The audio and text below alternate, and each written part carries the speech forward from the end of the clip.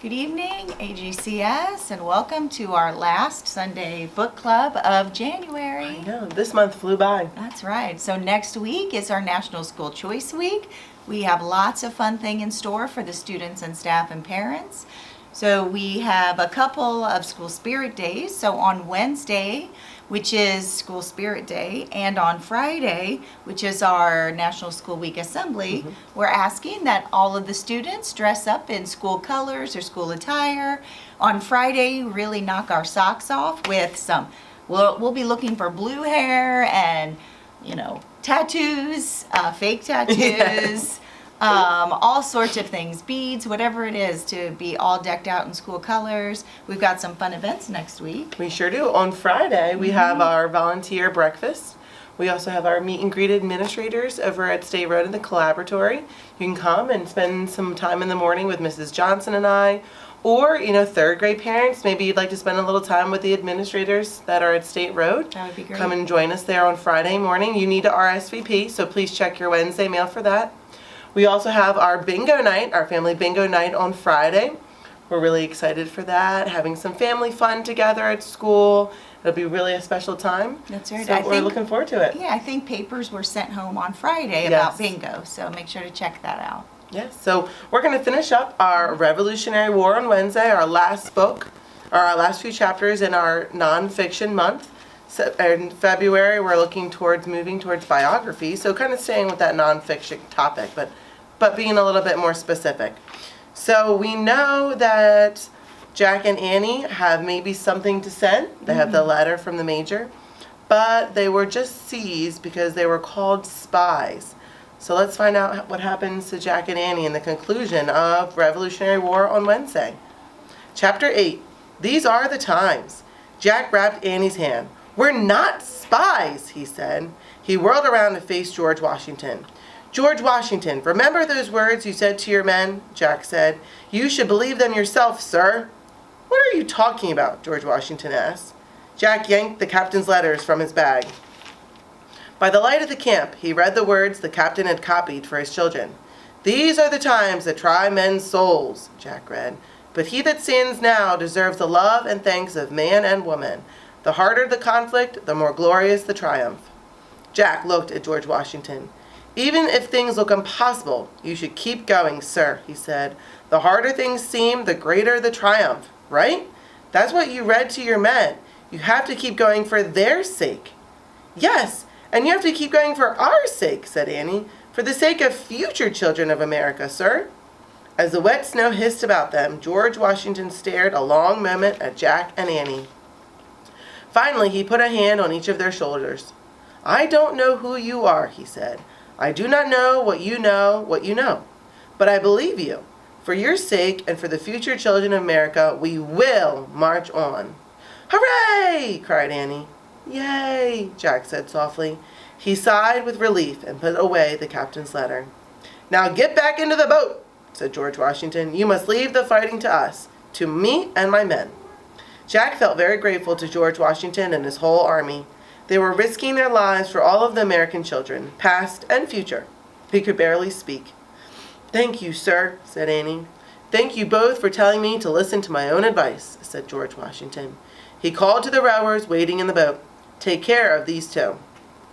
George Washington climbed onto his horse, and he looked down at Jack and Annie. "Merry Christmas," he said. Then the commander-in-chief rode away into the stormy darkness. Chapter 9. Flash! "All aboard!" one of the rowers called out. Jack and Annie hurried down the steep river bank. They climbed back into the boat. The crew pushed away from the shore.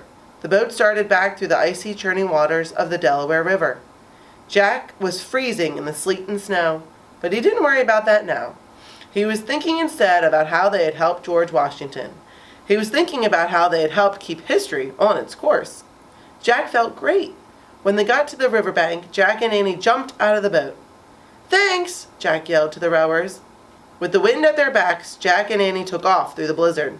They ran down the icy bank of the Delaware River. Thunder rumbled in the snowy skies. Lightning zigzagged over the woods. "How will we find the treehouse?" Annie cried. "I don't know," said Jack, "but don't worry, we will find it." He felt very confident now after meeting George Washington and after being thanked by George Washington. He and Annie ran on through the rain and the snow and the sleet. They ran along the riverbank until a bright flash of lightning lit up the sky. Then Jack saw it. The treehouse was directly to their left, high in a tall tree covered with snow. "Over there!" he shouted. Jack and Annie ran toward the edge of the woods. In the dark, Jack looked up, searching for the treehouse. Lightning lit the woods up again.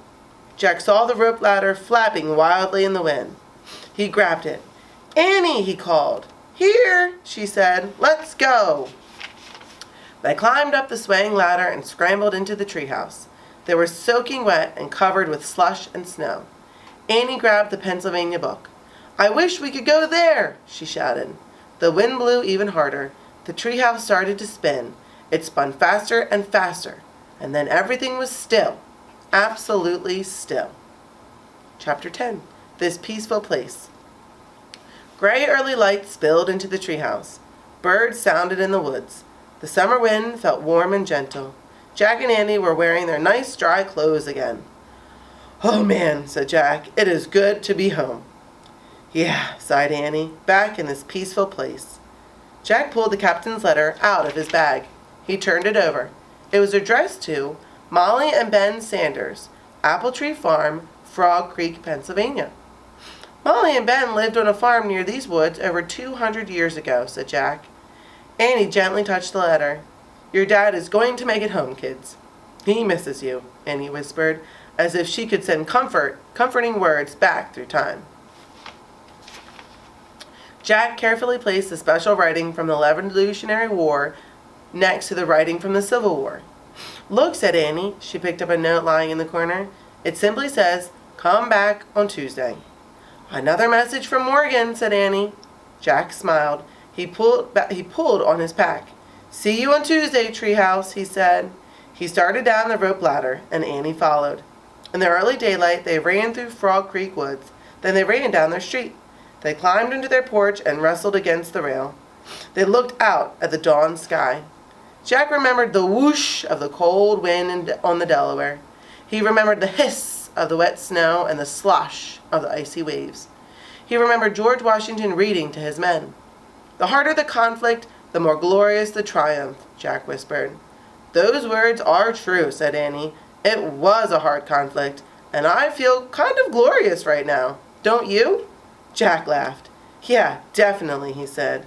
Then he and Annie slipped in their quiet, peaceful house. And there's a little picture of them going home.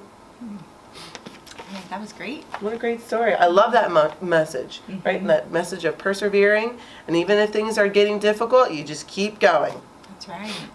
Well, thank you again for joining us for our Sunday evening book club. And we can't wait for next week for our National School Choice Week. So a big thank you from Mrs. Hendrickson Absolutely. and me saying thank you for choosing AGCS. We are so glad that you did. Have a great night, and we'll see all of you next week.